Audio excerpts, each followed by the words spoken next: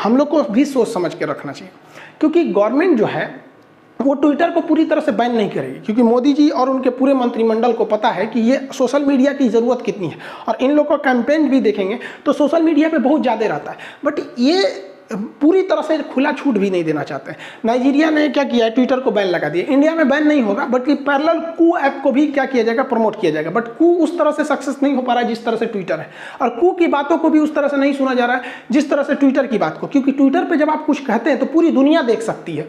अब ये कू उस तरह से पूरी दुनिया में है नहीं पे, तो कई बार ऐसा होता है कि दुनिया में इस चीज़ की बदनामी ना हो, इसलिए आदमी जल्दी सरकार उस बातों को सुन लेती है। जैसे कभी कभी कोई चीज़ होता है ना कि जैसे समाज में ना आए इसलिए जल्दी से निपटा दो इस चीज़ को, तो ये भी है। अब गवर्नमेंट अगर यहाँ ऐसा कहेगी कि हम जो चीज़ों को बोलेंगे तुम उसे हटा दो, तो इसका मिसयूज भी हो सकता है। जैसे आप याद कीजिए, आज से 6 महीना पहले मोदी रोजगार दो, पूरे इंडिया के टीचरों ने इसका ट्रेंड चलाया, मोदी रोजगार दो, पॉलिटिकल में नंबर 1 ट्रेंड किया था।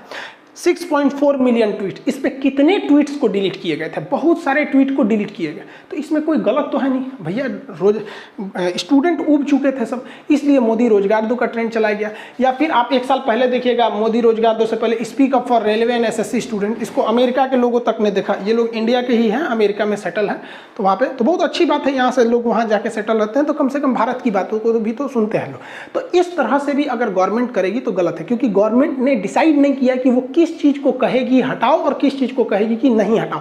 लेकिन यहाँ पे गवर्नमेंट हावी पड़ेगी, क्योंकि हमारा देश है तो नियम हमारा ही लगेगा। बाकी अगर इस कानून में ये जोड़ दिया जाए कि एक लिस्ट बना दिया जाए कि इस चीज़ों के रिलेटेड हम चीज़ों को अगर बोलेंगे तो आप हटाइएगा, तो ये कानून एकदम बेस्ट है। इसमें 90% ये बहुत अच्छा कानून है, क्योंकि हर चीज़ हमें मिल रहा है। बट एक वही है ना कि 10% की वजह से थोड़ा सा दिक्कत हो रहा है। आप अगर फेसबुक और यूट्यूब पर चिल्लाइएगा ना पेट्रोलियम का दाम महंगा हो गया, पेट्रोल का, सरसों तेल का, तो उतना ज़्यादा इफेक्ट नहीं पड़ेगा। लेकिन अगर ट्विटर पे अगर नंबर 1 ट्रेंड चला गया तो बहुत ज़्यादा इसका इफेक्ट देखने को मिलता है। ये बात हकीकत में भी है। अब आप बताइए भाई, ये सरसों का तेल ये गरीब लोग कहाँ से 200 रुपये लीटर में है का यूज करेंगे, बहुत दिक्कत हो जाता है। अब पेट्रोल का प्राइस भैया 100 रुपया हिल गया, ये बहुत गड़बड़ है। ऐसा नहीं है कि मजबूरी में हिला है, ऐसा नहीं है, क्योंकि गवर्नमेंट ने पेट्रोलियम कंपनियों को छूट दे दिया कि मतलब वो उसके ऊपर डिपेंड कर दिया कि अगर इंटरनेशनल में थोड़ा भी ऊपर नीचे होता है तो आप भी घटा बढ़ा सकते हैं। एक महीना में 15-17 बार अगर पेट्रोल के दाम में बढ़ोतरी और उसको कंट्रोल किया जाता है तो गड़बड़ बात है। आपको लगता है कि भैया ऐसा है, तो देखिए ध्यान से समझिए पूरा गणित। पेट्रोल जिसमें को मापने का एक इंटरनेशनल तरीका होता है बैरल, ये ड्राम को बैरल बोलते हैं, देहात में इसको लोग ड्राम बोलते हैं। इसमें 159 लीटर पेट्रोलियम आता है, ठीक है।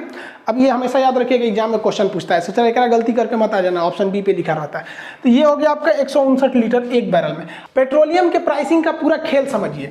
2021 का तुलना हम लोग 2013 से करके देखते हैं, तो 2021 में $70 प्रति बैरल पेट्रोलियम जो क्रूड ऑयल मिल रहा है। तो पेट्रोलियम से फिर इसको पेट्रोल डीजल अलग अलग चीज़ बनाया जाता है, इसमें सरकार की भी कुछ कॉस्टिंग आती है। अब यहाँ क्या होता है, ना किसी को डॉलर समझ में आता है ना बैरल समझ में आता है। तो बैरल तो बता दिए 159 लीटर होता है। अब हम इसको कैलकुलेट करके आपको बता देते हैं। इसमें 70 में 72 से गुणा कर देते हैं तो ये रुपया में आ जाएगा, इसमें गुणा कर देते हैं 159 से तो लीटर में आ जाएगा। तो अभी सरकार को जो कच्चा तेल यानी क्रूड ऑयल मिल रहा है वो 31 रुपया प्रति लीटर मिल रहा है। अब इसको सरकार रिफाइन करके बेच रही है 105 रुपया, अलग अलग राज्यों में कहीं 102 है, कहीं 105, 106, अलग अलग राज्यों में।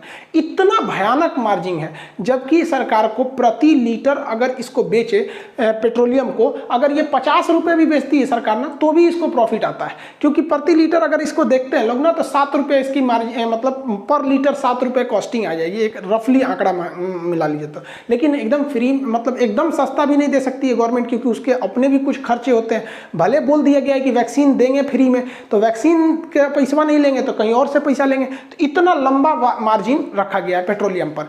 अब आप इसकी तुलना करिए पहले के वक्त में, 2013 में इंटरनेशनल मार्केट में क्रूड ऑयल का प्राइसिंग बहुत हाई था। उस समय $110 प्रति बैरल पेट्रोल था, तो पेट्रोलियम मतलब क्रूड ऑयल था। अगर इसको हम चेंज करते हैं इसी फॉर्मूला से, तो उस वक्त पेट्रोल था 49 रुपये प्रति लीटर, गवर्नमेंट को आता था। अब इसको रिफाइन वगैरह करके गवर्नमेंट इसमें करके टोटल इसे 80 रुपये में बेचती थी।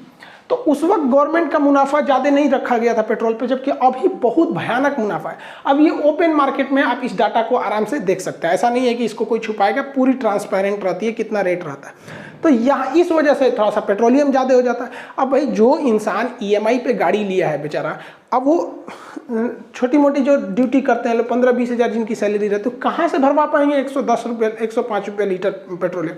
अब ये सब चीज़ें जब ट्विटर पे जाने लगती है तो गवर्नमेंट पर प्रेशर पड़ता है। ऐसा नहीं है कि गवर्नमेंट सुधार नहीं सकती है, इससे बुरे बुरे दिन हम लोग देखे हैं। लोग 1991 में भारत का सबसे काला दिन था। उस समय प्रधानमंत्री PV नरसिम्हा राव थे और वित्त मंत्री थे आपके ये मनमोहन सिंह के पास था वहाँ पे। तो उस समय हम लोग के पास केवल $3 बिलियन फॉरेन रिजर्व था।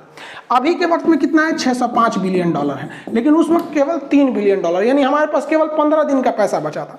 तो हम उस स्थिति से भी उभर के आ गए क्योंकि अच्छे स्टेप लिए। उसके बाद गुजराल साहब आए, लुकिस्ट पॉलिसी पे ज़्यादा ध्यान दिए, फिर अटल बिहारी वाजपेयी आए, मनमोहन सिंह आए, अब मोदी जी चला रहे हैं। तो अभी के वक्त में ना इकोनॉमी बहुत अच्छे से संभालने वाला कोई दूर दूर तक दिखाई नहीं दे रहा है। अब इकोनॉमिस्ट में थोड़ी सी कमी है यहाँ पर।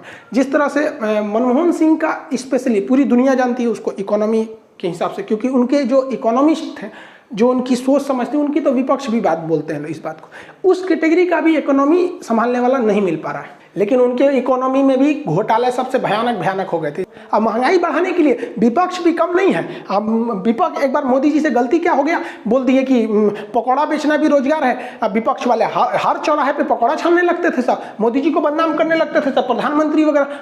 अगर आपके GTV स्टूडियो के बाहर कोई पकौड़े बेचता है और शाम को 200 रुपया कमा करके घर जाता है, उस व्यक्ति को आप रोजगार मानोगे कि नहीं मानोगे? अरे भाई, सबसे मिस्टेक हो जाता है, हमारे मोदी जी से भी हो गया, लेकिन विपक्ष पीछे ही पड़ गया।